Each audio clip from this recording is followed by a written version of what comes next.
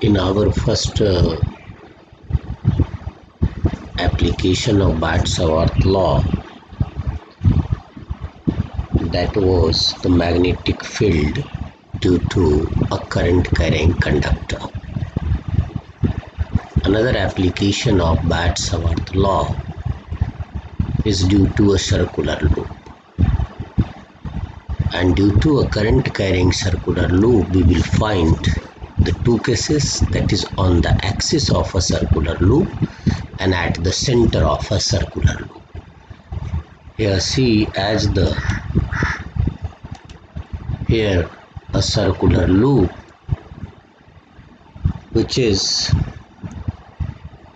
in YZ plane, and it is the axis which is passing along x-axis. What is the magnetic field here? Let us first once again recap the statement of Bhatt-Savarth law, which says the magnetic field due to a current carrying element at a point P is directly proportional to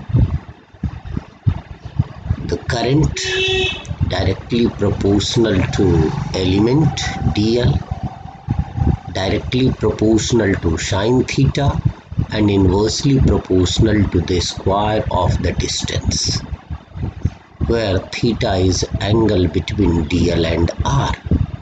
So mathematically, the dB is proportional to I dl sine theta by r square. By inducing a proportionality constant in SI unit, that proportionality constant is mu naught by 4 pi. Mu naught by 4 pi, so dB equal to mu naught by 4 pi I dl sine theta by r square. In vector form, it will be dB equal to mu naught by 4 pi I dl cross r vector by r cube, and this mu naught is equal to 4 pi into 10 to the power minus 7 Tesla meter per ampere. Now its application, that is at a point on the axial line, let a circular loop of radius r carrying steady current I.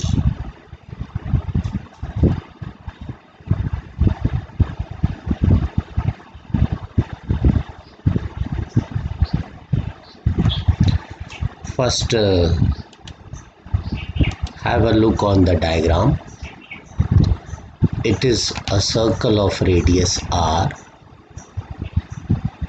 is in the YZ plane at point P, which lie on the axis of the circular loop at distance x. dl here a current element dl, which is at distance r from the P. Now the angle between dl and r, which is a tangent, so 90 degree. Here in this we can take this diagram also if this angle we take alpha, theta, whatever, but in this derivation we are taking angle this one. See, dB is perpendicular to the r, or we can see it is perpendicular to the plane formed by dl and r. So this dB can be resolved into two components. If this angle is phi, then horizontal component is dB cos phi and vertical component is dB sin phi.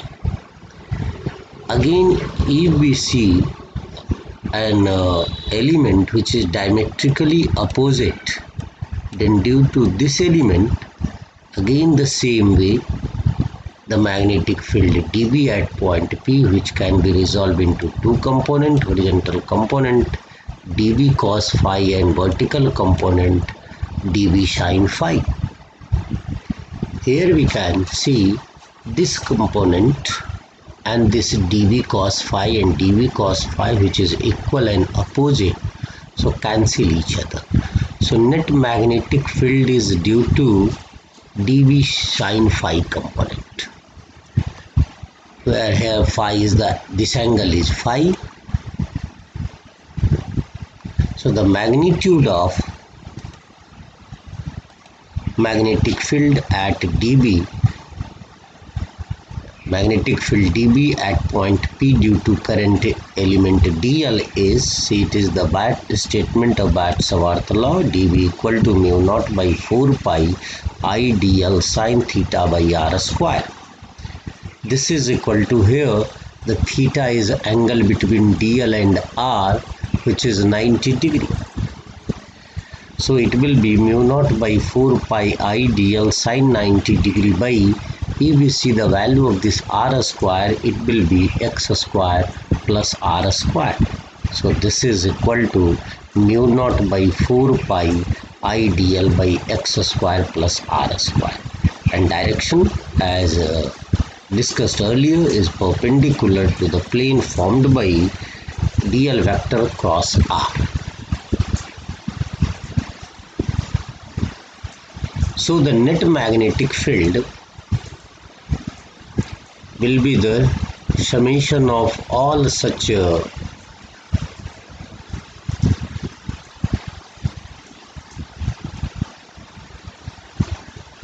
see the dB equal to integration of dB sin phi, because we have taken here circular loop, it is the axis, it is r,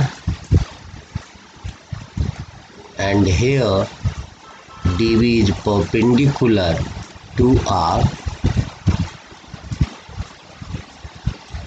and this angle we have taken as theta phi, so this angle will be phi. The radius we have taken as r, and distance from center of the loop to the point P is we have taken x.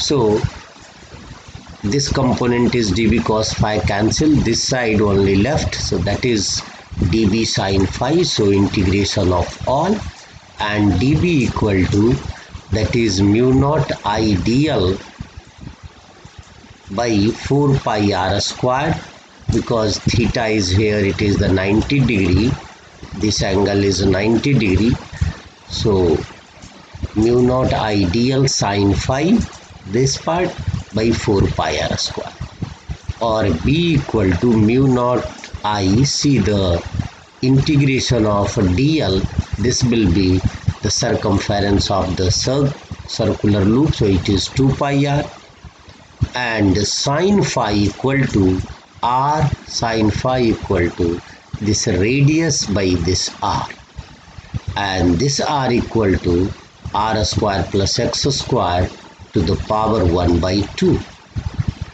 So its value will be here, see this 2 pi and 4 pi, this got cancelled and remains 2. So we can say the B equal to mu naught I r square by 2 r square plus x square to the power 3 by 2. If there are n terms, then it will be n times of this. Here see the IR square. If we just here give, multiply this term, numerator and denominator, by pi, so it will be I area. So it will be here, if we multiply, this will be mu naught I pi r square by it is 2 pi r square plus x square to the power 3 by 2. Here this pi r square is area of the loop, and so this quantity will be mu naught IA, current into area, and that's I into A. We will introduce another quantity later on, that is called magnetic moment, denoted by M. Special cases, at the center we can say x equal to 0. So substituting the value, we will get B at center is mu naught I by 2R. And second, if the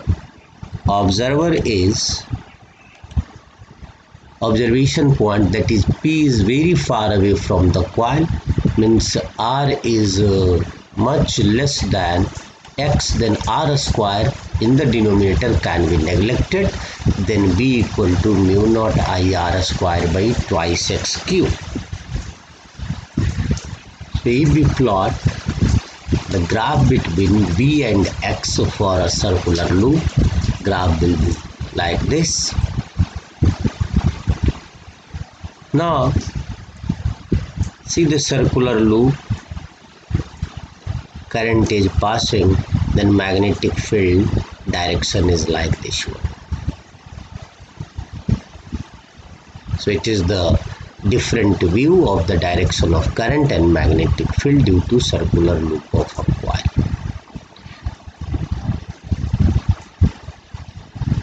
Now magnetic field at the center of a loop. So we have taken there x as 0, but sometimes in the 2 marks question, so here dB equal to mu naught by 4 pi I dl sin theta by r square. See again the theta, dl and r, angle is 90 degree.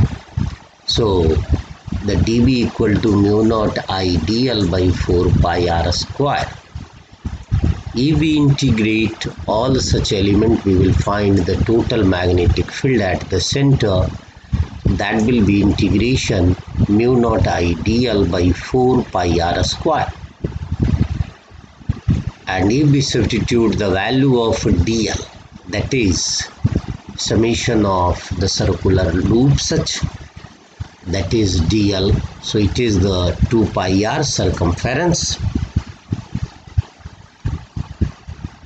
Now if we plot the graph, that is B and R, graph is like the rectangular hyperbola.